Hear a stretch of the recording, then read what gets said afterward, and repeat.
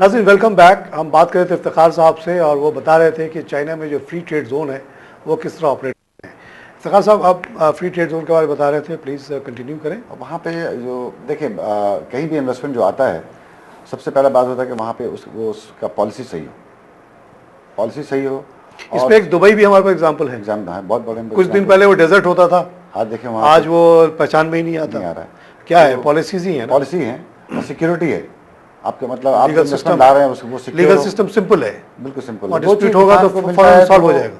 जितने जो इन्वेस्टमेंट है, मुशर्रफ के पास में क्या हुआ था, पॉलिसी सही था और थोड़ा सा उन्होंने सिक्योरिटी दिया हुआ था, तो इन्वेस्टमेंट अपने $30 बिलियन आया वहाँ पे। अभी भी आ सकता है। गवर्नमेंट अगरचे पॉलिसी अपना पॉलिसी बिल्कुल दुरुस्त कर ले, और पॉलिसी में आप जो है ना जो कोई भी पॉलिसी आता है उसको यहाँ क्या होता है कि पूरा पॉलिसी को ख़त्म कर देते हैं, नया पॉलिसी बना के देते हैं। नहीं, उसमें आप ज़रा चेंजेस करें ताकि हर आदमी सिक्योर हो जाए कि पॉलिसी जो चल रहा है उसमें हल्की फुल्की जो हालात की वजह से, वक्त की वजह से चेंज आता है वो आता रहे। ये नहीं कि वो पॉलिसी ख़त्म हो जाए बिल्कुल। जिस तरह से अभी टेक्सटाइल पॉलिसी आया, अनाउंस हुआ है, अभी तक वो इम्प्लीमेंट नहीं हुआ। अच्छा, ये जो इफ्तिखार साहब ने किया था कुछ दिन पहले, वो अभी तक इम्प्लीमेंट नहीं हुआ कोई। अभी सब जो टेक्सटाइल वाले हैं वो परेशान बैठे हुए हैं। यहाँ तक कि जो इतने एक्सपोर्टर्स हैं वो डाउनवर्ड हैं, वो बिल्कुल नीचे जा रहे हैं। अब रेट ऑफ इंटरेस्ट जो है वो 18% उस करके 22% में आता है। 18% इंटरेस्ट, जब ये टेक्सटाइल जो एक्सपोर्टर्स हैं ये 6 से 7% पे काम करते हैं, ये 18% इंटरेस्ट कहाँ से बेयर कर सकते हैं? गवर्नमेंट से एक सवाल करना चाहता हूँ कि आज से 4-5 साल पहले जब ये कोटा सिस्टम हटा था तो बड़ा शोर हुआ था कि जी अब तो हमें रुकावट ही नहीं है, जितना चाहो एक्सपोर्ट करो तो बड़ी बूस्ट आएगी आपकी गारमेंट इंडस्ट्री में और टावल इंडस्ट्री में। तो वो नहीं आई। वो क्यों नहीं आई? रिवर्स हो गया। वो बांग्लादेश चढ़ गया, हम नीचे आ गए उस वक्त। अच्छा, कोटे में फिर भी हम कंट्रोल में थे कि जी हमारा देना पड़ता था उनको, वो हमें अच्छा रेट मिलता था वहाँ से। अब तो जो आया, अब कंपटीशन है ओपन, जो आता है वो एक कंटेनर माल भेज देता है लेस प्राइस में, कम प्राइस में, और वो रेट वो फिक्स हो जाता है वहाँ पे। अच्छा, जो बड़े बड़े जो एक्सपोर्टर्स हैं, जो इंडस्ट्रीज हैं, उनके खर्चे ज़्यादा होते हैं बनिस्बत के छोटे इंडस्ट्रीज़ के, इंडस्ट्री वाले जो फैक्ट्री वालों के। वो तो एक कंटेनर भेजें, वो भेजने वाले हैं 1000-2000 कंटेनर भेजते हैं साल में, 2000, और उनके एक्सपोर्ट करीब बिलियंस में होता है, और हम इनके होते हैं लाखों में होते हैं। तो अच्छा, थोड़ा सा मुबीन साहब से पूछता हूँ। मुबीन साहब, ये जो फ्री ट्रेड जोन होता है उसमें वर्क करने की क्या अट्रैक्शन है? कोई क्यों जाए फ्री ट्रेड में जोन में काम करने के लिए, जहाँ बड़ी सख्त किस्म की सिक्योरिटी भी होगी और वो सख्ती भी होगी?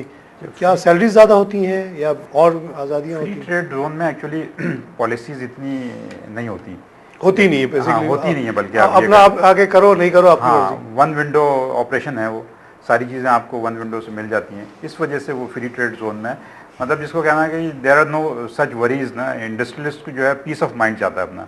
यहाँ सुनते हैं कि जो यहाँ लोकल इंडस्ट्री में काम करता है उसको 11-12 एजेंसीज तंग करती हैं। जी हाँ, तो वहाँ बिल्कुल फ्री होता है। जी हाँ, अभी यहाँ पे आप शुरू करें कोई इंडस्ट्री लगाना, आपको इनकम टैक्स वाला आएगा, फिर EOBI का आदमी आ जाएगा, फिर फलां आ जाएगा, कम से कम 13-14 जैसे आपने कहा ऐसी एक्सप्लोसिव इंस्पेक्टर आ जाएगा, इलेक्ट्रिकल इंस्पेक्टर आ जाएगा।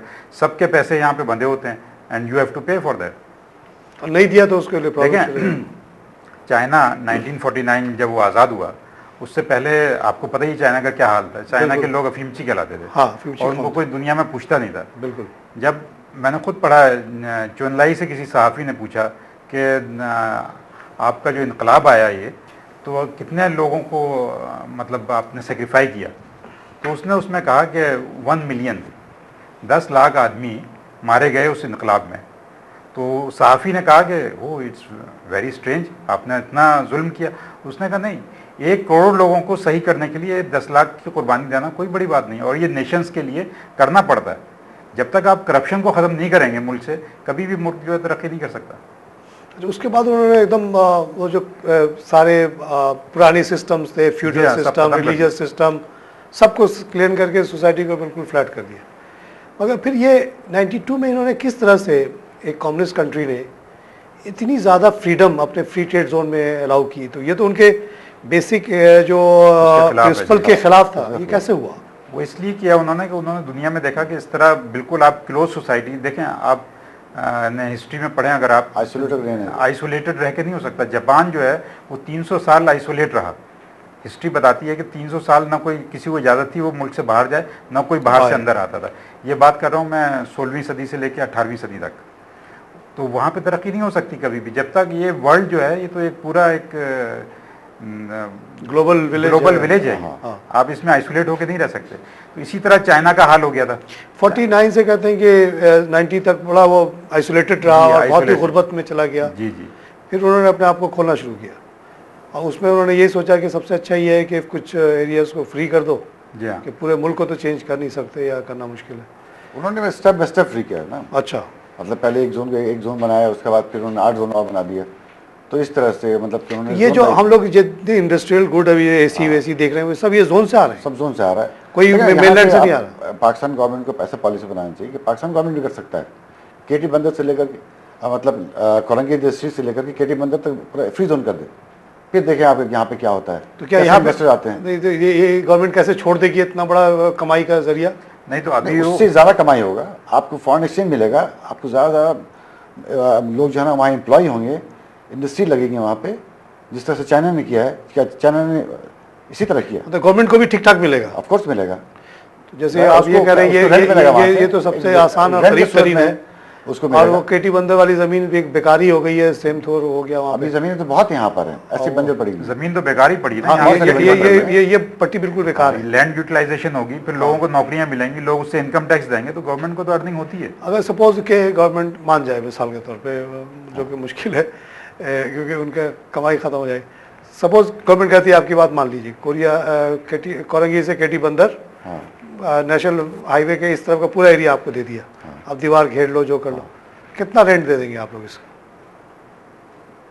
ठीक ठाक रेंट मिलेगा, जितना भी इनको रेंट मिल रहा है, जितना इनको टैक्स मिल रहा है, उससे ज्यादा मिलेगा। कुछ भी नहीं मिल रहा अभी तो पूरे मुल्क देखिए, पूरे मिलेगा। मुल्क के जो टोटल टैक्स कलेक्शन अभी जो एम किया जा रहा है, जो कि शायद ना हो, नहीं हुआ, वो सिर्फ 1.3 ट्रिलियन रुपीज है, which is nothing in terms of dollars.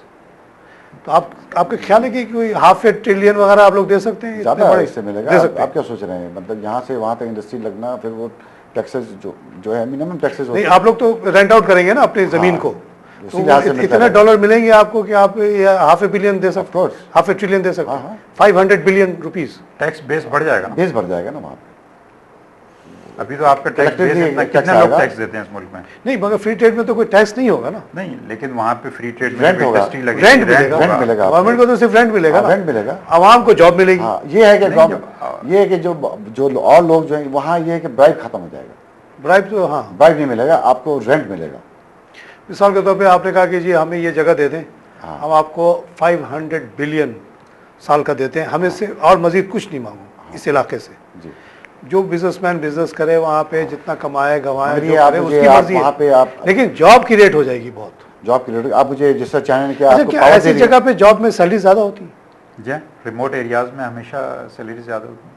नहीं, जैसे फ्री ट्रेड जोन अगर पे कोई जाए, जी हाँ, तो यहाँ से लोग दुबई जाते हैं कि 4 गुना तनख्वाह मिलेगी, तो मिसाल का तौर अगर केटी बंदर वाला ये बन जाता है, तो वहाँ आप कितना यहाँ से डबल सैलरी दे सकते हैं?